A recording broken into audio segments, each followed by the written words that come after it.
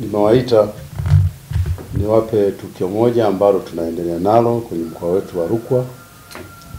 Hili ni tukio la mauaji lililosababisha sasa tuwakamate mkuu wa shule pamoja na walinzi wawili wa shule ambapo wanatuhumiwa kumuua mwanafunzi wa kidato cha 4 shule ya sekondari Kagwa anayeitwa Novatus Mgeni mwenye miaka 15.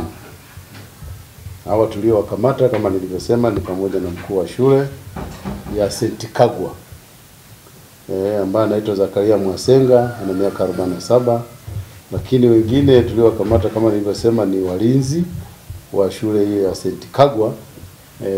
Mmoja anaitwa Michael Donsiano ana miaka 33 na wa pili Geoffrey Simon ana miaka 30.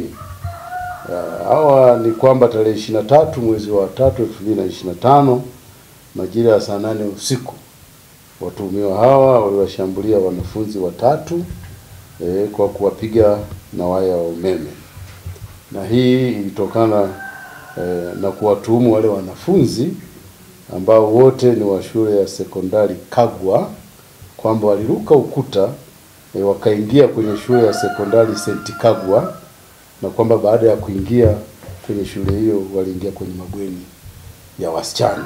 Kwa walivyokamatwa ndipo wakashambuliwa na huyo mwalimu pamoja na hao wanafunzi. Basi wanafunzi hao baada ya kuwa wameshambuliwa walifikishwa kituo cha Sumbawanga, kituo cha polisi Sumbawanga, na hatimaye hospitali ya rufaa Sumbawanga kwa ajili ya matibabu. Wanafunzi wawili walitibiwa na kuruhusiwa, lakini huyu Novatus yeye hali yake iliendelea kuwa mbaya na hivyo akahamishiwa hospitali ya rufaa ya Kanda kule Mbeya ambako alifariki akiwa anapatiwa matibabu. Kwa hivyo tunalo tukio hilo la mauaji. Watu hao tunaendelea kuwashikilia wakati tunakamilisha upelelezi wetu.